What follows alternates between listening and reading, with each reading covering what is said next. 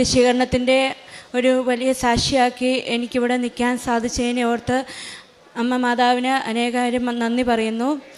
ഒരു വലിയ തകർച്ചയുടെ നടുവിലാണ് ഞാൻ ആദ്യമായിട്ട് ഉടമ്പടി എടുത്തത്.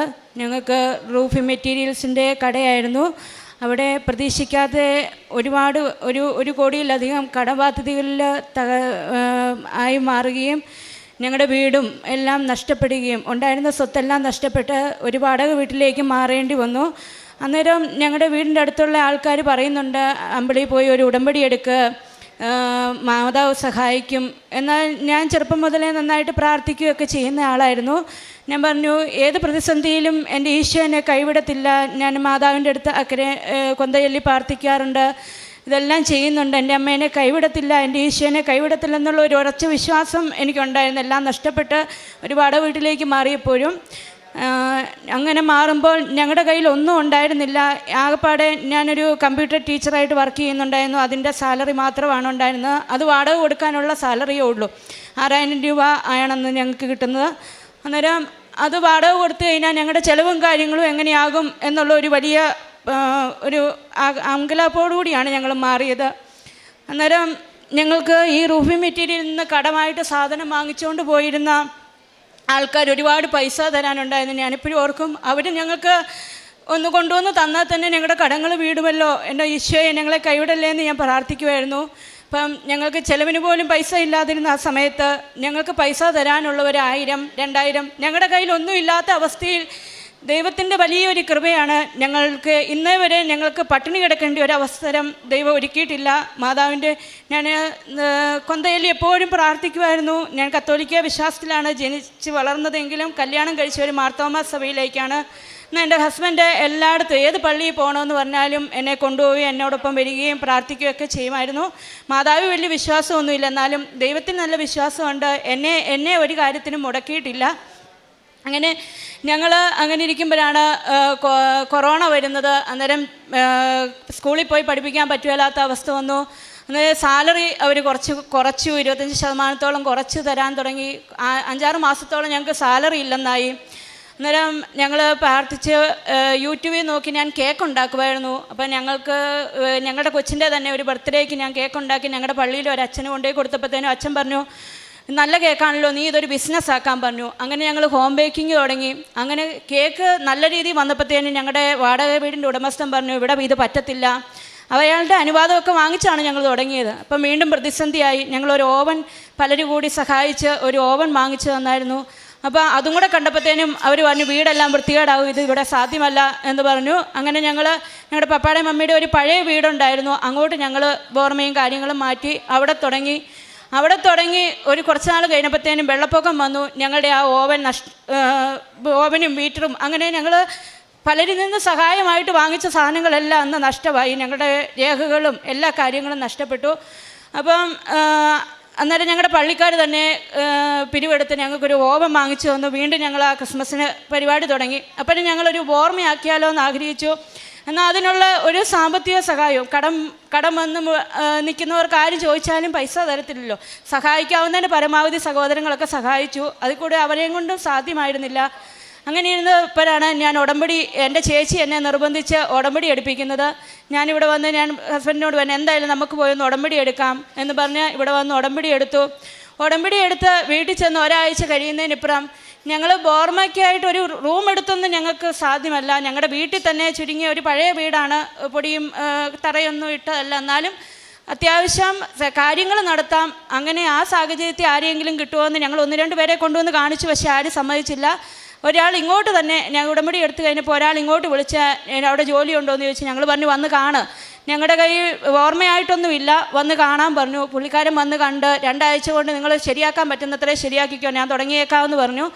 അന്നേരം ഞങ്ങൾക്ക് 1 രൂപ പോലും കയ്യിലെടുക്കാനില്ല. അപ്പം ഞങ്ങൾ ഇതിനു മുമ്പും പൈസ തരാനുള്ള ഒത്തിരി പേരോട് ചോദിച്ചതാണ്. ഞങ്ങൾക്ക് ഒരു കാര്യത്തിൽ സഹായം ലഭിച്ചിരുന്നില്ല. എന്നാൽ ഒരു മനുഷ്യനെ ഞങ്ങൾ വിളിച്ചപ്പം അവർ പറഞ്ഞു, ഞങ്ങൾക്ക് പൈസ തരാനുണ്ടല്ലോ, ഞങ്ങൾ തരാം എന്ന് പറഞ്ഞ് ഞാൻ വന്ന് പണി ചെയ്തു തരാം എന്ന് പറഞ്ഞു. ഇപ്പോൾ കട നിർത്തിയതിൻ്റെ കുറേ പൈപ്പും സാധനങ്ങളും എല്ലാം കിടപ്പുണ്ടായിരുന്നു. അത് വെച്ച് ഞങ്ങൾക്ക് ടേബിളെല്ലാം അടിച്ചു തന്നു.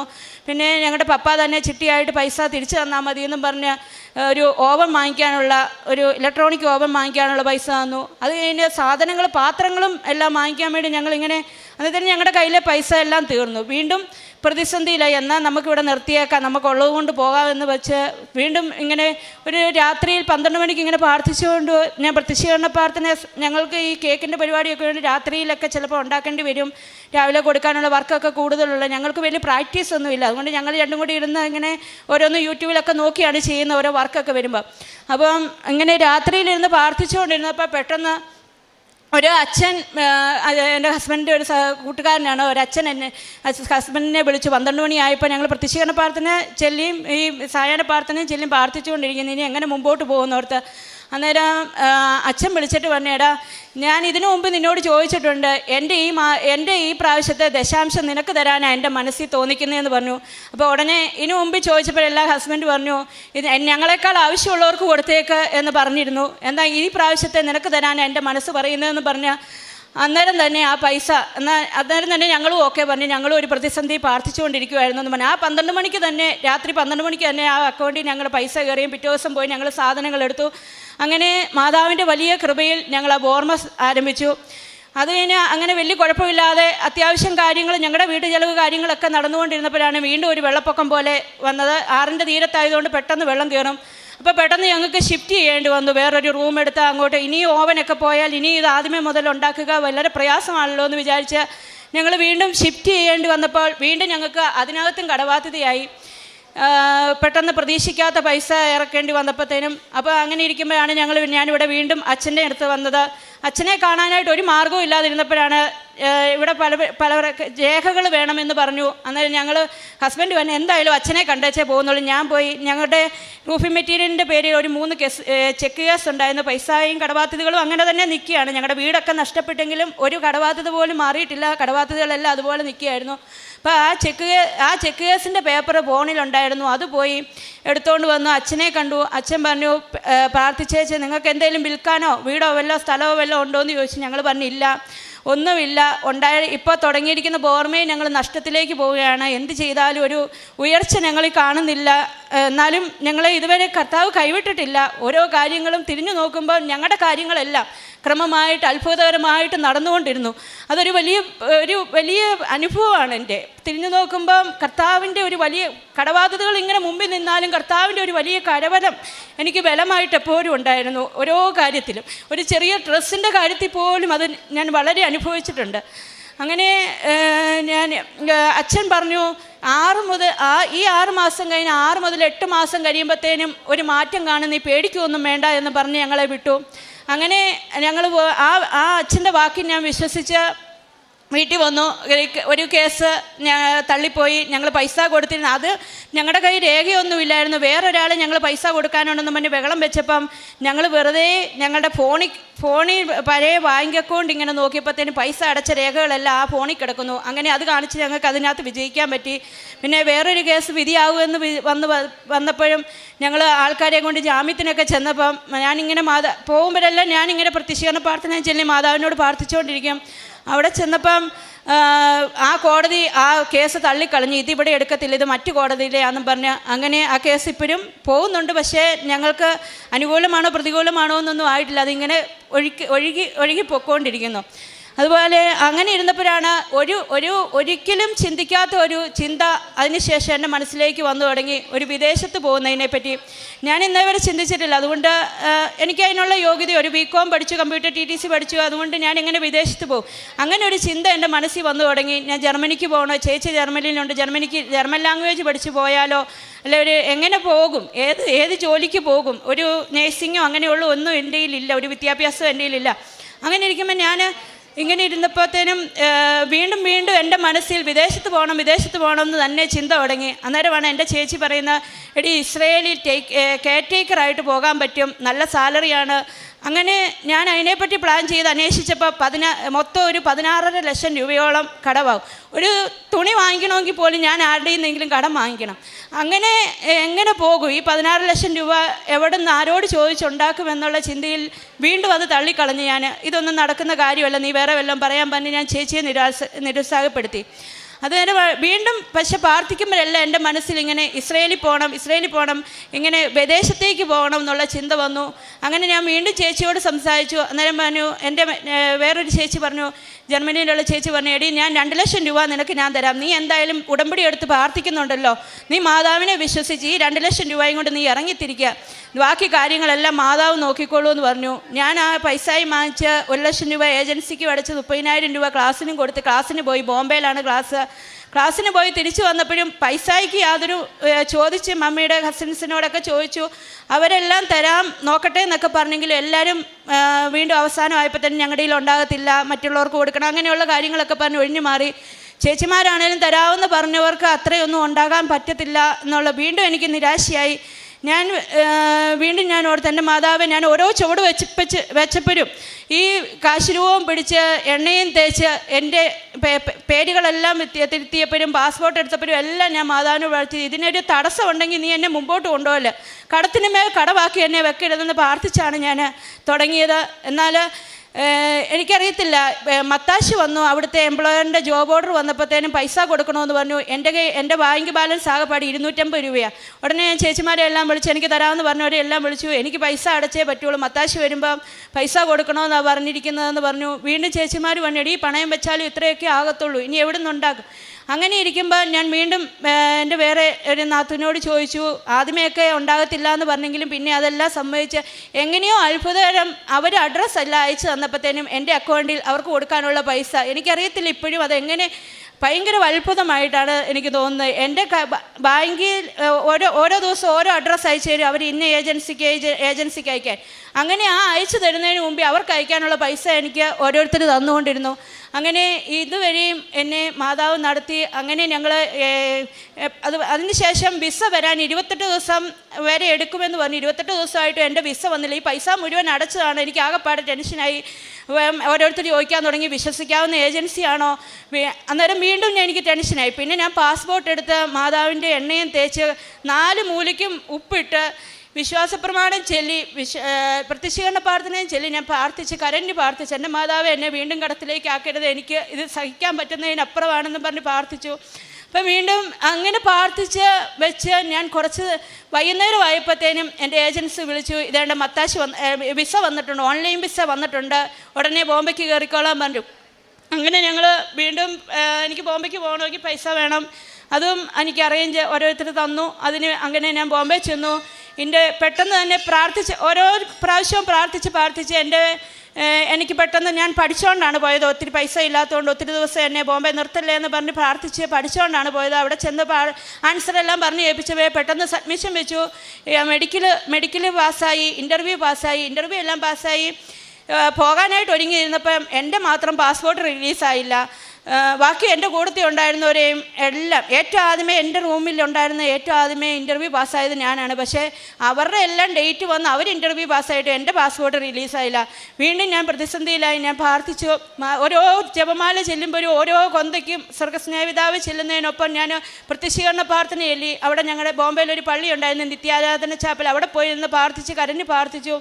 അങ്ങനെ 4-ആം പൊക്കം 6-ആം പൊക്കം എന്നോട് പറഞ്ഞു സൂം മീറ്റിംഗ് വേണമെന്ന് പറഞ്ഞു. ഞാൻ എക്സ്പീരിയൻസ് സർട്ടിഫിക്കറ്റ് കൊടുത്തിരുന്ന ഓൾഡ് ഏജ് ഹോമിൽ എന്തോ അവർക്ക് ഡൗട്ട് തോന്നിയിട്ട് സൂം മീറ്റിംഗ് വേണമെന്ന് പറഞ്ഞു. അപ്പോൾ സൂം മീറ്റിങ്ങിന് വേണ്ടി ഡേറ്റിന് വേണ്ടി പിന്നെ പ്രാർത്ഥിക്കാൻ തുടങ്ങി. അങ്ങനെ ഒരാഴ്ച കഴിഞ്ഞു, രണ്ടാഴ്ച കഴിഞ്ഞപ്പോഴാണ് പിന്നെ എനിക്ക് സൂം മീറ്റിംഗ് കിട്ടുന്നത്. അന്നത്തേനും എൻ്റെ കൂട്ടത്തിലുണ്ടായിരുന്നവരെല്ലാം പാസ്സായി, എൻ്റെ കൂട്ടത്തിൽ പോയവരും എല്ലാം ഇസ്രയേലിന് പോയി കയറി. അപ്പോൾ എനിക്ക് ആകെപ്പാടെ സങ്കടമായി. എൻ്റെ മാതാവേ, ഞാൻ സാക്ഷ്യം പറഞ്ഞുകൊള്ളാം എന്ന് പറഞ്ഞിട്ടാണ് ഞാൻ പോകുന്നത്, ഞാൻ ഇവിടെ വന്ന് സാക്ഷ്യം പറഞ്ഞേച്ചേ പോകുള്ളൂ എന്ന് പറഞ്ഞു. എന്നെ നാണം കെടുത്തി തിരിച്ചയക്കല്ലേ എന്നായി എൻ്റെ പ്രാർത്ഥന. ഞാൻ പറഞ്ഞു, എനിക്കിനി നാണം കെട്ട് എനിക്ക് തിരിച്ചു പോകാൻ പറ്റത്തില്ല, വീട്ടിൽ ചെന്നാൽ എനിക്ക് ജോലിയില്ല, അങ്ങനെയുള്ളൊരു അവസ്ഥയിലേക്ക് എന്നെ തിരിച്ചയക്കില്ലേ എന്ന് പറഞ്ഞ് കരഞ്ഞ് പ്രാർത്ഥിച്ചു. അങ്ങനെ കരഞ്ഞ് പ്രാർത്ഥിച്ച് തളർന്ന് ഇങ്ങനെ വീഴുന്ന പോലെ തോന്നുമ്പോൾ പെട്ടെന്ന് മാതാവിൻ്റെ തോളയിലോട്ട് വീഴുന്ന പോലെ എനിക്ക് തോന്നി. മാതാവ് പറഞ്ഞു, ഭയപ്പെടേണ്ട, ഞാൻ കൂടെയുണ്ടെന്ന് പറയുന്ന പോലെ എനിക്ക് തോന്നി. അപ്പോൾ ഞാൻ പെട്ടെന്ന് കണ്ണുനീരൊക്കെ തുടച്ചു. അതിൻ്റെ കൂട്ടത്തിൽ എൻ്റെ റൂമിലുള്ളവരൊക്കെ പറയും, ഒത്തിരി പ്രാർത്ഥിക്കുന്നവർക്ക് ഒത്തിരി പരീക്ഷണങ്ങളാണ്. അപ്പോൾ ഞാൻ ഓർത്ത്, എൻ്റെ ദൈവമേ, എൻ്റെ പ്രാർത്ഥന കൂടിയിട്ടാണോ, എന്നാൽ ഇനി പ്രാർത്ഥന കുറച്ചേക്കാം. അപ്പോൾ പെട്ടെന്ന് എൻ്റെ മനസ്സിൽ വന്നു, ഇതിനു മുമ്പ് ഞാൻ ക്ലാസ്സിന് പോയപ്പോൾ ഒരു കൊച്ച് ഇതുപോലെ പ്രാർത്ഥിക്കുമായിരുന്നു, അതിൻ്റെ സർട്ടിഫിക്കറ്റിൽ എന്തോ തടസ്സം വന്ന് അത് തിരിച്ചു പോയതൊക്കെ എൻ്റെ മനസ്സിൽ കൂടെ ഇങ്ങനെ പോകുമോ? എൻ്റെ മാതാവ്, എനിക്ക് അങ്ങനെ ഒരു അവസ്ഥ വരുമോ? അങ്ങനെ ഒരു അവസ്ഥയിൽ ഞാൻ ആകെപ്പാടെ തകർന്ന് പിന്നെ ഞാൻ എൻ്റെ മമ്മിയെ വിളിക്കുമ്പോൾ മമ്മി പറയും, എടി വചനം എഴുതി പ്രാർത്ഥിക്കും. ഞാൻ മനുഷ്യർക്ക് അസാധ്യമായത് ദൈവത്തിന് സാധ്യമല്ല എന്നുള്ള 1000 പേരെ എഴുതാമെന്ന് വിചാരിച്ച് എഴുതി തുടങ്ങി. എല്ലാവരും ഇരുന്ന് ചിരിച്ച് കളിച്ചിരിക്കുമ്പോഴും ഞാൻ കൊന്തയും ചെല്ലും ബൈബിളും വായിക്കും. ഈശോ എൻ്റെ പ്രാർത്ഥന കൂടിയിട്ടാണ്. അവരും പറയുന്നു പ്രാർത്ഥിക്കുന്നവരെ ഒത്തിരി പരീക്ഷിക്കുമെന്ന്. അങ്ങനെ ഞാൻ എന്നിട്ടും അവിടെ ഇരുന്ന് വചനം എഴുതി ഒരു 600 വരെയൊക്കെ ഞാൻ എഴുതി. അന്നത്തേനും എനിക്ക് സൂം മീറ്റിങ്ങിനുള്ള ഡേറ്റ് കിട്ടി. അത് കഴിഞ്ഞ് സൂം മീറ്റിംഗ് കഴിഞ്ഞും എൻ്റെ പാസ്പോർട്ട് റിലീസാകുന്നില്ല. പിറ്റേ ദിവസം എല്ലാവരുടെയും റിലീസാകുന്നതാണ്. ഇത് അന്ന് കഴിഞ്ഞു, പിറ്റേ ദിവസം കഴിഞ്ഞു, പിന്നെ സാറ്റർഡേ സൺഡേ മൺഡേ വരെ ഹോളിഡേ ആണ്. അപ്പോൾ ഞാൻ ഇനി എന്ത് ചെയ്യും? ഇനിയും പാസ്പോർട്ട് റിലീസാകാതെ ഇനിയും ലേറ്റ് ആകുമല്ലോ എന്ന് ഓർത്തു. പിന്നെ ഞാൻ ഏജൻറ്റിനെ വിളിച്ചു പറഞ്ഞു, ഞാൻ എന്നാൽ വീട്ടിൽ പോകും, എന്തായാലും ഇനിയും ലേറ്റ് ആവില്ല, മൺഡേ ഒക്കെ താമസമല്ലേ, ഇത് റിലീസായി കഴിഞ്ഞാൽ ഞാൻ തിരിച്ചു വരാം, എനിക്കിവിടെ വന്ന് സാക്ഷ്യം പറയണമെന്നുണ്ടായിരുന്നു. അപ്പം ഞാൻ മാതാവിനോട് ഒരു ചെറിയ പിണക്കമൊക്കെ ആയി. ഞാൻ മാതാവിനോട് പറഞ്ഞു, ഞാൻ ഇങ്ങനെ സംസാരിക്കും എല്ലാ കാര്യങ്ങളും, എനിക്ക് എൻ്റെ അമ്മ ഈശോ അല്ലാതെ ആരുമില്ല എൻ്റെ സങ്കടം പറയാൻ. അങ്ങനെ ഓരോ കാര്യങ്ങളും പറയുന്നതിൻ്റെ കൂട്ടത്തിൽ ഞാൻ പറഞ്ഞു, ഇനി ഞാൻ മാതാവിനോട് പറഞ്ഞിട്ടാണ് ഓരോ കാര്യങ്ങളും ചെയ്തത്. ഇനി ഇതിനകത്ത് എന്തെങ്കിലും മാറ്റമുണ്ടെങ്കിൽ അത് മാതാവ് നോക്കിക്കോണം. ഞാൻ ഇനി കൊന്തയെല്ലാനൊക്കെ എനിക്കങ്ങ് എന്തോ പ്രാർത്ഥിക്കുന്നുണ്ട്. എൻ്റെ അമ്മ എന്നെ രക്ഷിക്കണേ എന്ന് പറയുന്നുണ്ട്, എൻ്റെ ഈശോയെ കാത്തോണേ കരുണയായിരിക്കണേ എന്ന് പ്രാർത്ഥിക്കുന്നു. പക്ഷേ ജപമാലയൊന്നും ചെല്ലാനായിട്ട് എനിക്ക് പറ്റുന്നില്ലായിരുന്നു. കൊന്ത എടുത്ത് പിടിക്കും, അതിങ്ങനെ കൈപ്പിടിച്ചുകൊണ്ട് നടക്കും, വേറെ ചിന്തകളാണ്. അങ്ങനെ എന്നാലും ദൈവത്തിലുള്ള വിശ്വാസം നഷ്ടപ്പെടുകയല്ല, ഇങ്ങനെ രക്ഷിക്കണേന്ന് പറയുന്നു, കൊന്തയെല്ലാൻ എനിക്ക് പറ്റുന്നില്ല. അങ്ങനെ ഇരിക്കുമ്പോൾ പെട്ടെന്ന് അച്ഛൻ്റെ ഒരു ടോക്ക് കേൾക്കും. ഈ ഉടമ്പടിയിലിരിക്കുമ്പോൾ നമുക്ക് ഒത്തിരി പ്രതിസന്ധികളുണ്ടാകും, നമ്മൾ വിശ്വാസം തകരാതെ പ്രാർത്ഥിക്കണം. അങ്ങനെ ഈ അച്ഛൻ്റെ ടോക്ക് ഓരോ ടോക്ക് കേൾക്കുമ്പോഴും നമ്മളോട് സംസാരിക്കുന്ന പോലെ തോന്നാറുണ്ട് എനിക്ക്. എൻ്റെ അനുഭവത്തിൽ ഒരു വിഷമത്തിലിരിക്കുമ്പോൾ അതെനിക്ക് വേണ്ടി പറഞ്ഞതെന്ന് തോന്നാറുണ്ട് എനിക്ക്. അങ്ങനെ മാതാവിനോട് വീണ്ടും ഞാൻ പ്രാർത്ഥിക്കാൻ തുടങ്ങി. എൻ്റെ മാതാവ് എന്നെ കൈവിടല്ലേ, ഞാൻ നിന്നോടല്ലാതെ ആരോടാ പിണങ്ങുകയൊക്കെ ചെയ്യുന്നേ, നമ്മളെപ്പോഴും സംസാരിക്കുന്നതല്ലേ, നീ എനിക്ക് വീണ്ടും എൻ്റെ വിസ എനിക്ക് റിലീസാക്കി തരണമെന്ന് പ്രാർത്ഥിച്ചു. അന്ന് വൈകിട്ടായപ്പോഴത്തേനും ഞാൻ ഫോണിലൊന്നും നോക്കുന്നില്ലായിരുന്നു. കാരണം എന്തിനാ നോക്കുന്നത്, മൺഡേ അവധിയാണ്, ഇനി എന്തായാലും ട്യൂസ്ഡേ കാര്യങ്ങൾ നടക്കത്തുള്ളൂ, വിസ വന്നാലും വരുള്ളൂ. അങ്ങനെ വൈകിട്ട് ഞാൻ ചുമ്മാ നോക്കിയപ്പോൾ എൻ്റെ പാസ്പോർട്ടിൽ വിസ അടിച്ച് എനിക്ക് ഫോട്ടോ ഇട്ട് തന്നു. അതിന് മുമ്പ് ഈ മാതാവിനോട് പ്രാർത്ഥിക്കുമ്പോഴെല്ലാം മാതാവ് ഇങ്ങനെ തുറന്നു പിടിച്ചിട്ടുണ്ട്. എൻ്റെ പാസ്പോർട്ടിനകത്ത് വിസ അടിച്ച് എന്നെ കാണിക്കുന്നുണ്ട്. പക്ഷെ എന്നാലും ഈ ഇങ്ങനെ വേദന, ഈ കടബാധ്യതകളുടെ മുകളിൽ വീണ്ടും കടവാകുമോ എന്നുള്ളൊരു ടെൻഷൻ ഉള്ളിൽ കിടക്കുന്നതുകൊണ്ട് പ്രാർത്ഥിക്കുന്നുണ്ടെങ്കിലും എൻ്റെ മനസ്സിൽ ഭയങ്കര ആദിയുണ്ടായിരുന്നു. അപ്പോൾ അത് കണ്ടപ്പം ഞാൻ വീണ്ടും മാതാവിനോട് നന്ദി പറഞ്ഞു. മാതാവ് എന്നോട് ക്ഷമിക്കണം, ഞാൻ ഇച്ചിരി പിണങ്ങി, എന്നാലും എന്നോട് ക്ഷമിക്കണേ എന്ന് പറഞ്ഞു. അങ്ങനെ എല്ലാവരും എനിക്ക് വേണ്ടി പ്രാർത്ഥിക്കുന്നുണ്ടായിരുന്നു. എൻ്റെ ചേച്ചിമാരും മമ്മിയും പപ്പായും ഒക്കെ എല്ലാം ഇരുന്ന് എനിക്ക് പോകുന്ന സമയത്തെല്ലാം കൊന്തയെല്ലി തിരി കത്തിച്ചൊക്കെ ഇരുന്ന് പ്രാർത്ഥിക്കുന്നുണ്ടായിരുന്നു. എന്തായാലും ദൈവത്തിൻ്റെ കൃപ കൊണ്ട് എനിക്ക് എൻ്റെ എല്ലാം പാസ്സായി. ഈ 7-ാം തീയതി ഇസ്രയേലിന് പോകാൻ ടിക്കറ്റും കിട്ടി. എൻ്റെ കടബാധ്യത വീട്ടാൻ മാർഗത്തിനായി ഞാൻ പ്രാർത്ഥിച്ചപ്പോൾ ദൈവം മാതാവായിട്ട് എനിക്ക് ഒരുക്കി തന്ന, ഒരിക്കലും ചിന്തിക്കാത്ത, ഇങ്ങനെ വെളിയിലോട്ട് പോകുന്നതിനെപ്പറ്റി ചിന്തിച്ചിട്ട് പോലും ഇല്ലാത്ത ഒരു കാര്യമാണ് എൻ്റെ മാതാവ് ചെയ്തു തന്ന. ഇത് എൻ്റെയൊരു കടബാധ്യത മാറുന്നതിനും വീട് വയ്ക്കുന്നതിനും ഒക്കെ അനുഗ്രഹമാകുമെന്ന് ഞാൻ ഉറച്ചു വിശ്വസിക്കുന്നു. മാതാവിനെ ഈശോയ്ക്ക് നന്ദി പറയുന്നു. പൊതിച്ചോറൊക്കെ ഇങ്ങനെ ആശുപത്രികളിലൊക്കെ കൊണ്ടുപോയി കൊടുക്കുമായിരുന്നു. ആര് സഹായത്തിനായിട്ട് വന്നാലും പൊതിച്ചോറ് കൊടുക്കാനായിട്ട് ഇങ്ങനെ പിരിവിനൊക്കെ വരാറുണ്ട്. അപ്പോഴെല്ലാം ഞാൻ പൈസ കൊടുക്കുമായിരുന്നു. എൻ്റെ കയ്യിലുള്ളതനുസരിച്ച് ഞാൻ മറ്റുള്ളവരെ സഹായിക്കുമായിരുന്നു. അതുപോലെ ഈ എക്സ്പീരിയൻസ് സർട്ടിഫിക്കറ്റിന് വേണ്ടി ഈ ഓൾഡ് ഏജ് ഹോമിലൊന്നും പോയി എങ്ങനെയാണ്, എനിക്ക് അതിനുള്ള സാഹചര്യം ഒഴുങ്ങിയിരുന്നില്ല, ഞാൻ എങ്ങനെ പോകും എന്നൊക്കെയുള്ള ചിന്തയായിരുന്നു. അപ്പോഴാണ് എക്സ്പീരിയൻസ് സർട്ടിഫിക്കറ്റിൻ്റെ ആവശ്യം വന്നത്. അങ്ങനെ അതിനു വേണ്ടി ഞാൻ ഓൾഡ് ഏജ് ഹോമിൽ പോയി അവരെ കുളിപ്പിക്കാൻ സഹായിക്കുകയും ഡ്രസ്സ് അലക്കി കൊടുക്കുകയും, അങ്ങനെ മാതാവ് എനിക്ക് അതിനും ഒരു അവസരം ഒരുക്കി തന്നു. പിന്നെ ഞാൻ ഇവിടുന്ന് പത്രം വാങ്ങിച്ചുകൊണ്ട് പോകുമ്പോൾ ആദ്യമേ എനിക്ക് ചമ്മലായിരുന്നു ഈ പത്രം കൊണ്ട് നടന്നു കൊടുക്കാൻ. പിന്നെ രണ്ടാമത്തെ പ്രാവശ്യം ആയപ്പോഴത്തേനും എനിക്ക് ഭയങ്കര ഉത്സാഹമായിരുന്നു. ഞാൻ വിശ്വാസപ്രമാണം ചൊല്ലി പ്രാർത്ഥിച്ചുകൊണ്ട് ഞാൻ നടക്കുന്ന വഴിയിൽ ആരെയൊക്കെ കാണുന്നു, ഓട്ടോയെ കയറിയാൽ ഓട്ടോക്കാർക്ക്, അവർ ഏത് ജാതിക്കാരൊന്നും ഞാൻ ഹിന്ദു ആണെങ്കിൽ ആർക്കാണേലും ഞാൻ പ്രാർത്ഥിച്ചങ്ങ് കൊടുക്കും. എൻ്റെ മനസ്സിൽ എൻ്റെ അടുത്ത് വന്നിരിക്കുന്ന ഒരു ബസ്സേ കയറുമ്പോൾ എൻ്റെ അടുത്ത് കൊടുക്കണമെന്ന് മനസ്സിൽ തോന്നി അന്നേരം ഞാൻ എടുത്ത് കൊടുക്കും. ഇത് കൃപാസനത്തിലെ പത്രമാണെന്ന് പറഞ്ഞാൽ അങ്ങനെ യാതൊരു മടിയില്ലാതെ ഞാൻ പത്രം കൊടുക്കുമായിരുന്നു. പിന്നെ എൻ്റെ വ്യക്തിപരമായ ജീവിതത്തിൽ ഒത്തിരി വിശ്വാസത്തിൽ അടിയുറച്ച് നിൽക്കുവാനായിട്ട്, അതുപോലെ എൻ്റെ കുഞ്ഞുങ്ങൾ 2 ആൺപിള്ളേരാണ്, അവർ ഭയങ്കര കുരുത്തക്കേടാണ്.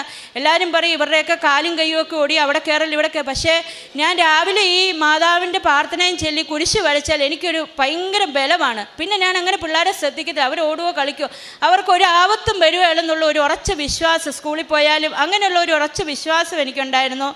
അങ്ങനെ കുഞ്ഞുങ്ങളുടെ കാര്യത്തിലാണേലും എന്തെങ്കിലും ഒരു രോഗം വരുമ്പോഴേ ഞാൻ പെട്ടെന്ന് പിള്ളേരും പറഞ്ഞു തുടങ്ങി, അമ്മേ മാതാവിൻ്റെ തേൻ താ, അങ്ങനെ ഒക്കെ ആയിരുന്നു കാര്യങ്ങൾ. അതുപോലെ എൻ്റെ ഈ കയ്യിൽ ഇവിടെ ഒരു മുഴയുണ്ടായിരുന്നു.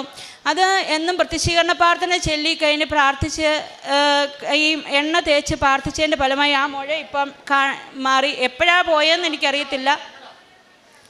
അതുപോലെ കിടന്നേച്ചൊക്കെ എഴുന്നേൽക്കുമ്പോൾ ഉപ്പൂറ്റി നിലത്ത് കുത്താൻ മേലാത്ത പോലെ വേദനയുണ്ടായിരുന്നു. അത് ഈ മാതാവിൻ്റെ എണ്ണ തേച്ച് അതും ഇതുപോലെ ഒരു ദിവസം ഇങ്ങനെ എണീറ്റ് നടക്കുമ്പോൾ വേദനയില്ല. അങ്ങനെ ഒത്തിരി ഒത്തിരി അനുഭവത്തിലൂടെ എന്നെ മാതാവ് നയിച്ചു. അമ്മ മാതാവിനും ഈശോയ്ക്കും 1000 നന്ദി. ഈ ഒരു ഉടമ്പടി സാക്ഷ്യത്തിൽ ഉടമ്പടിയിലേക്ക് കടന്നു വരുന്നവരിൽ നല്ലൊരു ശതമാനം പേരും ഈ ജീവിതത്തിൽ പ്രാർത്ഥന ഉള്ളവർ തന്നെയാണ്. അത് ഒരു പക്ഷേ നമ്മൾ ആദ്യം ചിന്തിക്കുമ്പം ഉടമ്പടി ഒരാളുടെ ജീവിതത്തിൽ പ്രാർത്ഥനയ്ക്കും ദൈവാനുഭവങ്ങൾക്കും ജീവൻ നൽകുന്നു എന്നുള്ളതാണ്.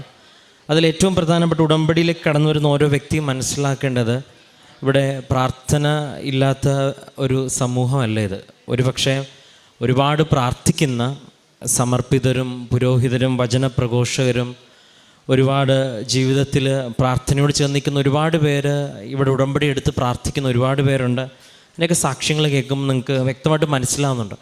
ഇവിടെ വിഷയം ഒരാളുടെ ജീവിതത്തിൽ ഉണ്ടാകുന്നു, ഉടമ്പടിയിലൂടെ ഉണ്ടാകുന്നു എന്നുള്ളതല്ല. അതിനേക്കാളും അപ്പുറം പരിശുദ്ധ അമ്മയുടെ ഈ ആലയത്തിലെ പ്രത്യക്ഷീകരണമാണ് ഒരു പ്രധാനപ്പെട്ട വിഷയമായിട്ട് വരുന്നത്. അപ്പം ഒരാൾ അത് പ്രാർത്ഥനയിൽ സീറോയിൽ ഒന്നും ഈശോനെക്കുറിച്ച് മാതാവിനെക്കുറിച്ച് അറിയാത്തവരാണെങ്കിലും ഒരുപാട് അറിഞ്ഞ് ഒരുപക്ഷെ അതിനെ പ്രഘോഷിക്കുന്നവരാണെങ്കിലും ഈ ഒരു ഉടമ്പടിയിലേക്ക് കടന്നു വരുമ്പോൾ ഇതിൻ്റെ ഒരു ഫോക്കസും ഒരു ഫോക്കൽ പോയിൻറ്റും പർപ്പസും എന്നത് അമ്മ മാതാവിൻ്റെ ഈ പ്രത്യക്ഷീകരണത്തിൽ നിങ്ങൾക്ക് വിശ്വാസമുണ്ടോ എന്നുള്ള ഒരു ചോദ്യത്തിനാണ് നിങ്ങൾ അനുഭവം വെച്ചിട്ട് ഉത്തരം പറയുന്നത്. അതിൻ്റെ ഫലമായിട്ട് ഒരു പക്ഷേ സീറോ ഫെയ്ത്തിൽ നിൽക്കുന്നവർ വലിയ വിശ്വാസത്തിലേക്ക് കടന്നു വരും. അല്ലെങ്കിൽ ഫെയ്ത്തിൻ്റെ വ്യത്യസ്തങ്ങളായ അളവുകളിൽ നിൽക്കുന്നവർ കൂടുതൽ തീക്ഷ്ണതയുള്ളവരായിട്ട് മാറും, കൂടുതൽ ആഴമുള്ളവരായിട്ട് മാറും. അതാണ് നിങ്ങൾ സാക്ഷ്യങ്ങൾ പരിശോധിക്കുമ്പോൾ നമുക്കത് വ്യക്തമാകുന്നത്. അതിന് പരിശുദ്ധ അമ്മ ശക്തമായിട്ട് സഹായിക്കും. കാരണം ഈ അൾത്താരയിൽ ഒരു വ്യക്തി, അത് ഏത് ജാതിയാണെങ്കിലും ഏത് മതത്തിൽ നിന്നുള്ളവരാണെങ്കിലും ഏത് പ്രായത്തിൽ നിന്നുള്ളവരാണെങ്കിലും ഏത് വിശ്വാസത്തിൻ്റെ വ്യത്യസ്ത അളവിൽ നിൽക്കുന്നവരാണെങ്കിലും ഇവിടെ പരിശുദ്ധ അമ്മ കൊണ്ടുവന്നിരുന്നത് മാതാവിന് പ്രത്യേകമായിട്ട് ഇടപെടുവാനായിട്ട് സാധ്യതയുള്ളവർ, അല്ലെങ്കിൽ പരിശുദ്ധം പ്രത്യേകം ക്ഷണിക്കുന്നവരാണ്. അപ്പോൾ അതിനൊരു സാഹചര്യം, ഒരു കാരണമാണ്. ഇപ്പോൾ ഈ മകളുടെ സാക്ഷ്യത്തിൽ അതൊരു കടവുമായിട്ട് ബന്ധപ്പെട്ടൊരു സാഹചര്യമാണ്. എങ്ങനെ വീട്ടണമെന്നറിയാൻ പറ്റാത്ത ഒരു വലിയൊരു കടക്കണി, എങ്ങനെ സോൾവ് ചെയ്യണമെന്നറിയാത്ത ഒരു പ്രശ്നം, അതിന് ഒരു ഉത്തരം തേടിപ്പോകുമ്പോഴേക്കും ഈ പ്രാർത്ഥനകൾക്ക് പരിശുദ്ധ അമ്മ നൽകുന്ന വലിയൊരു ഉത്തരം ഒരു വ്യക്തിയിലൂടെ, ഒരു വ്യക്തി പറയുന്നു, ഉടമ്പടി എടുത്ത ഒരു പക്ഷെ അമ്മ നിന്നെ സഹായിക്കും. ഉടമ്പടി എടുക്കുന്നു. ഉടമ്പടി എടുത്തു തൊട്ടുള്ള ഇന്ന് വരെയുള്ള യാത്ര വളരെ വ്യക്തമായിട്ട് ഈ മകൾ സാക്ഷ്യം പറയുന്നുണ്ട്. അത് നിങ്ങൾ വിശ്വാസത്തോടെ കേൾക്കുമ്പോൾ തന്നെ മനസ്സിലാവും എന്തുകൊണ്ടാണ് പരിശുദ്ധ അമ്മയെ ഒരു വ്യക്തി ഇങ്ങോട്ട് വിളിച്ചതെന്ന്. അവസാനം നമ്മൾ ജോഷുവ പ്രവാചകൻ്റെ പുസ്തകം 24:11 പറയുന്ന പോലെ, നിങ്ങൾ അധ്വാനിക്കാത്ത ഭൂമിയും നിങ്ങൾ പണിയാത്ത പട്ടണങ്ങളുമെല്ലാം ഞാൻ നിങ്ങൾക്ക് നൽകും എന്ന് പറയുന്ന ലേശയ 55:11 പറയുന്നത് പോലെ, ദൈവത്തിന് നമ്മളെക്കുറിച്ചുള്ളൊരു സ്വപ്നം ദൈവം നമ്മുടെ ജീവിതത്തിലേക്ക് കൊണ്ടുവരാനായിട്ട് പരിശുദ്ധ അമ്മയുടെ പ്രത്യക്ഷീകരണം ഈ ഉടമ്പടി ഒരു കാരണമാകും. ഇപ്പം പറയുന്നുണ്ട്, ഉടമ്പടിയിലോ അല്ലെങ്കിൽ പ്രാർത്ഥനയിലോ ഒരിക്കൽ പോലും നിയോഗം വെക്കാത്ത ഒരിടം ദൈവം തുറന്നു തരുന്നുണ്ട്. പക്ഷേ അതിന് മുമ്പും ഉടമ്പടിയിൽ നിൽക്കുമ്പോൾ തന്നെയും 12 മണി സമയത്ത് ഇദ്ദേഹവും ജീവിത പങ്കാളിയും പ്രത്യക്ഷീകരണ പ്രാർത്ഥന ചൊല്ലുന്ന സമയത്ത് ഇവരോട് വളരെ അടുപ്പമുള്ള ഒരു പുരോഹിതനെ വിളിക്കുകയും അന്നത്തെ കാര്യത്തിന് അത് അവസാനം വരെയും പറയുന്നുണ്ട്, ഞങ്ങൾക്ക് എല്ലാ കാര്യങ്ങളിലും പ്രതിസന്ധി ഉണ്ടായിട്ടുണ്ടെങ്കിലും അന്നു വേണ്ടെന്നുള്ള കാര്യം പരിശുദ്ധ അമ്മ ഈശോ ക്രമീകരിച്ച് തരുന്നുള്ളതാണ്. അതായത് പണ്ട് ഒരു ഉടമ്പടി ആരാധന അച്ഛൻ എസെക്കിയേൽ പ്രവാചകൻ്റെ പുസ്തകത്തിലൊരു വചനം എടുത്ത് പറയുന്നുണ്ട്, ജീവിക്കുക, വയലിലെ ചെടി പോലെ വളരുക. അപ്പം ജീവിക്കുക, മുന്നോട്ട് പോകാനുള്ളൊരു ദൈവിക സാന്നിധ്യം ദൈവം നൽകും. അതിനുശേഷം നമ്മൾ മുന്നോട്ടാണ് പോകുന്നതെങ്കിൽ പിന്നീടുള്ള ഒരു ജീവിതത്തിൽ ദൈവം നമ്മളെ ലിഫ്റ്റ് ചെയ്യുമെന്നുള്ള ഒരു പ്രത്യാശയുടെ ഒരു ഉടമ്പടി ആരാധനയുണ്ട്. അതുകൊണ്ടാണ് ഇപ്പം ഈ മകൾ സാക്ഷ്യം പറയുമ്പോൾ പലപ്പോഴും ഉടമ്പടി ആരാധനയെക്കുറിച്ച് റെഫറൻസ് ഉണ്ട്. അതുകൊണ്ടാണ് ഈ ആരാധന പ്രധാനപ്പെട്ടതാണെന്ന് പറയുന്നത്. ഇവിടെ ആരാധന കാണുന്നതുകൊണ്ട് ഇവിടെ ഒരു വ്യൂവേഴ്സിന് പൈസ കിട്ടും അങ്ങനത്തെ ഒന്നുമല്ല. കിട്ടണത് ഒരാളുടെ ദൈവികമായ അനുഭവത്തിന് ഒരു ക്ലാരിറ്റി ഉണ്ടാവും. വാട്ട് ഈസ് നെക്സ്റ്റ് എന്ന് ഉടമ്പടിയിൽ നിൽക്കുന്ന ഒരു സമയത്ത് ഈ ആരാധന സഹായിക്കുമെന്നുള്ളത് ഈ മകൾ പറയുന്നുണ്ട്. എനിക്ക് വേണ്ടി അച്ഛൻ സംസാരിക്കുന്ന പോലെ ഇതിപ്പോൾ ഒരു സാക്ഷ്യത്തില്ല, നിങ്ങൾ സാക്ഷ്യം കേൾക്കുമ്പം മനസ്സിലാവും. കാരണം ഇതൊരു പുതിയ പ്രാർത്ഥനാ രീതിയാണ്. ഇതിലുള്ളതെല്ലാം ദൈവികമായിട്ടുള്ള പലതാണെങ്കിലും അപ്പോൾ ഈ പ്രാർത്ഥന രീതിയിലൊക്കെ ഒരു ഫോക്കസ് ഉണ്ട്, ഒരു പാർട്ടുണ്ട്, ഒരു പാത്തുണ്ട്. അപ്പോൾ അത് ക്ലാരിറ്റി കിട്ടുമ്പം ആരാധനയിൽ നിന്നാണ്, പിന്നീട് സാക്ഷ്യത്തിൽ നിന്ന്. അപ്പോൾ ഇത് രണ്ടും ഈ വ്യക്തി കാണുന്നുണ്ട്. അപ്പം എങ്ങനെ മുന്നോട്ട് പോകണമെന്നുണ്ട്. അപ്പം ദൈവം തന്നെ പറയുന്നുണ്ട്, തിരിഞ്ഞു നോക്കുമ്പം മാതാവുമായിട്ട് പിണങ്ങുന്നുണ്ട്, പക്ഷെ ഉടമ്പടി കൈവിടുന്നില്ല. നമുക്ക് വിശ്വാസത്തിൽ കുറവ് വരാം, അല്ലെങ്കിൽ ഒരു പ്രതിസന്ധി വരാം, പക്ഷേ ഉടമ്പടി കൈവിടാതെ മുന്നോട്ട് പോകുന്നു. അല്ലെ മാതാവ് തന്നെ കാരുണ്യ പ്രവർത്തനം ചെയ്യാനുള്ള സാഹചര്യം. അപ്പോൾ ഇതെല്ലാം ഇങ്ങനെ തിരിഞ്ഞിന്ന് വായിക്കുമ്പോൾ റോമ 8:24 വായിക്കുന്ന പോലെ എല്ലാം നന്മയ്ക്കായിട്ട് പരിണമിക്കുന്നു, സാഹചര്യങ്ങൾ ഒരുക്കുന്നു, ഒരിക്കലും മനസ്സിൽ കരുതാത്ത ഒരിടത്തേക്ക് കാര്യങ്ങൾ ക്രമീകരിക്കപ്പെടുന്നു പ്രാർത്ഥന. അപ്പം ഇത് ഒരു ജീവിതത്തിൻ്റെ ഉടമ്പടിയുടെ ഒരു സാക്ഷ്യത്തിൻ്റെ ഒരു പ്രത്യേകതയാണ്. ഉടമ്പടി എടുത്ത ആ ദിവസം തൊട്ട് ഈ സാക്ഷ്യം പറയുന്ന നിമിഷം വരെ നിങ്ങൾ വിശ്വാസത്തിൽ തിരിഞ്ഞു നോക്കുമ്പോൾ അതിനോടൊപ്പം ഒരാൾ പരിശുദ്ധ അമ്മ സഞ്ചരിച്ചു എന്ന് വ്യക്തമായിട്ട് അനുഭവിക്കുന്ന ഒരു സാക്ഷ്യങ്ങളാണ്. അതാണ് ഇവിടെ ഓരോ വ്യക്തികളും പറയുന്നത്. അപ്പം അതുകൊണ്ട് ഉടമ്പടിയിലേക്ക് കടന്നു വരുന്നവരൊക്കെയും പ്രാർത്ഥനയിലും വിശ്വാസത്തിലും വളരുന്നു, പരിശുദ്ധമ്മയുടെ സാന്നിധ്യത്തിൽ വളരുന്നു. അതിനേക്കാളും അപ്പുറം ദൈവത്തിനൊരു പദ്ധതി ഉണ്ടെന്നുള്ള വലിയൊരു ബോധ്യം, അത് പരിശുദ്ധ അമ്മയുടെ പ്രത്യക്ഷീകരണത്തിൻ്റെ കൃപാവര പദ്ധതിയുമായിട്ട് ചേർന്ന് നിൽക്കുവാനുള്ള ഭാഗ്യം കൂടി ലഭിച്ചു എന്ന് നമുക്ക് മനസ്സിലാക്കാം. ഈ ഒരു സാക്ഷ്യം നമ്മളെല്ലാവരെയും സഹായിക്കട്ടെ എന്ന് പ്രാർത്ഥിക്കുന്നു. നമുക്ക് കരങ്ങളടിച്ച് ദൈവത്തിൻ്റെ നാമം മഹത്വപ്പെടുത്താം.